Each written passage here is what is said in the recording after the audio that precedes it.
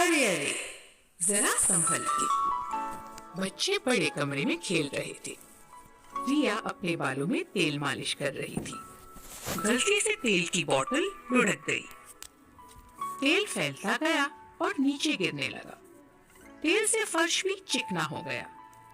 तभी कागज का एक हवाई जहाज उड़ाते हुए रोहन वहां भागता हुआ आया और वह तेल के ऊपर फिसल गया। अजय तुरंत उसकी मदद के लिए आया, लेकिन यह क्या, वह खुद भी तेल के ऊपर फिसल गया।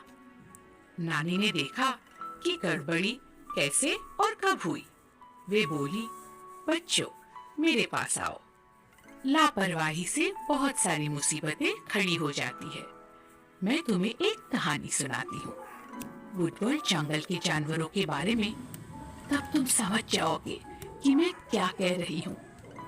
एडी, हम्पी, गॉर्जी, एजे और डीजे पक्के दोस्त थे। वे सब वुडवर्ड जंगल में रहते थे। वे सारा समय एक साथ गुजारते, अनेक खेल खेलते और आपस में खूब मौज मस्ती भी करते। वे कई खेल खेलते, लेकिन क्रिकेट की बात ही कुछ और थी। क्रिकेट उन सबको इतना प्यारा था कि उन्हें जहाँ जगह मिलती वे वहीं अपनी विकेट गाड़ देते। एक दिन वे सब हमेशा की तरह क्रिकेट खेलने में लगे हुए थे। डीजे बॉलिंग कर रहा था और बैटिंग की बारी हम्पी की थी। डीजे तेजी से भागते हुए आया और एक शानदार गेंद फेंकी। हम्पी भी पूरी तरह से तैयार था। उसने बैट के ऊपर उठाते हुए बॉल को पूरी ताकत से दे मारा। करते हुए बॉल दूर भाग निकली और तड़ाक से जाकर खिड़की के कांच से टकरा गई। एडी और उसके दोस्त डर गए। वे भागकर पेड़ के पीछे छुप गए। अरे, यह क्या हो गया? यह तो श्रीमान हाथी का घर था। कांच टूटने की आवाज सुनते ही गुस्से से लाल पीले हाथी महाराज बाहर आए। जोर से चिल्लाते हुए हाथी जी ने पूछा, कौन था जिसने मेरी खिड़की तोड़ डाली? नालायक बच्चों, एक बार पकड़ में आओ, फिर मैं तुम्हें सबक सिखाता हूँ। ऐसा कहते हुए आग बबूले हाथी जी वहां से चले गए। पेड़ के पीछे से पांचों ने झांक कर देखा। एडी बोला, यह क्या हो गया? यह तो बड़ी मुसीबत खड़ी हो गई। अब हम कैसे बचेंगे? गॉर्जी बोला, खेलने के लिए कोई नई जगह ढूंढनी पड़ेगी। क्यों ना हम जंगल के बाहर जाकर खेलें? पांचों वहां से निकल पड़े। क्रिकेट मैच के लिए नई पिच जो ढूंढनी थी। जैसे ही उन्हें एक नया और साफ मैदान मिला, एडी ने कहा, यह जगह सही लग रही है। ऊपर एक चेतावनी लिखी थी, खतरा, मधुमक्खी क्षेत्र, प्रवेश करना मना है। सबने एक दूसरे को देखा। खतरा तो था, पर कौन सी बड़ी बात थी। खतरे को अनदेखा करते हुए पांचों ने वहीं पिच तैयार करने का फैसला किया। वे एक दूसरे से बोले, कोई बात नहीं, कम से कम यहाँ हमसे किसी का कांच तो नहीं टूटेगा। मधुमक्खी क्षेत्र, खतरा, प्रवेश करना मना है। थोड़ी सी देर में ही पांचों क्रिकेट खेल में मग्न हो गए। डीजे का सितारा बुलंदी पर था। उसने एक बेहतरीन बाउंसर फेंका। उधर एडी का सितारा भी बुलंदी पर था। वह बैटिंग कर रहा था। उसने अपना बैट उठाया और पूरी ताकत से गेंद पर दे मारा।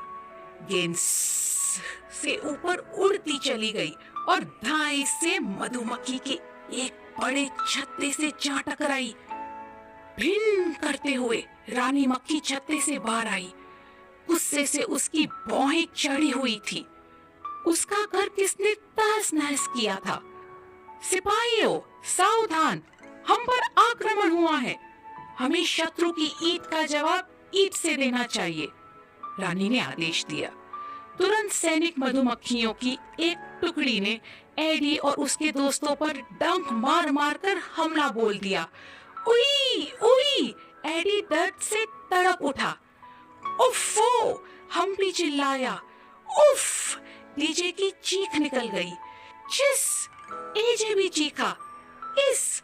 गॉर्जी भी दर्द से कर्रा उठा। एडी ने आदेश दिया, सब तालाब में छलांग मारो, वहाँ मधुमक्खियां हमें काट नहीं पाएंगी।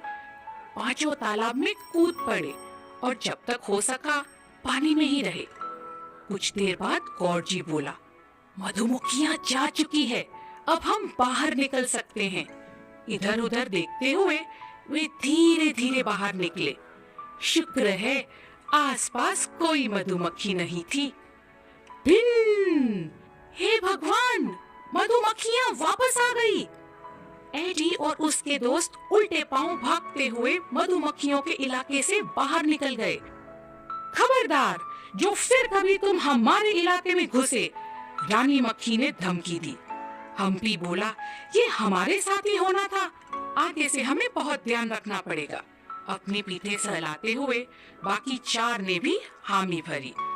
आगे से वे कभी इतनी लापरवाही नहीं करेंगे, कभी भी नहीं। नानी ने मुस्कुराते हुए पूछा, क्यों बच्चों, इस बार तुमने क्या सीखा? लापरवाही नहीं करनी चाहिए, कभी भी नहीं, वरना हम एक के बाद एक मुसीबतों में फंसते चले जाएंगे। रिया ने उत्तर दिया। वह उठी और एक कपड़े से उसने फैला हुआ तेल पोंछ डाला। हर कोई हंसने लगा। एडी और उसके दोस्तों की तरह इन सब ने भी एक नई बात सीख ली थी। हमने क्या सीखा?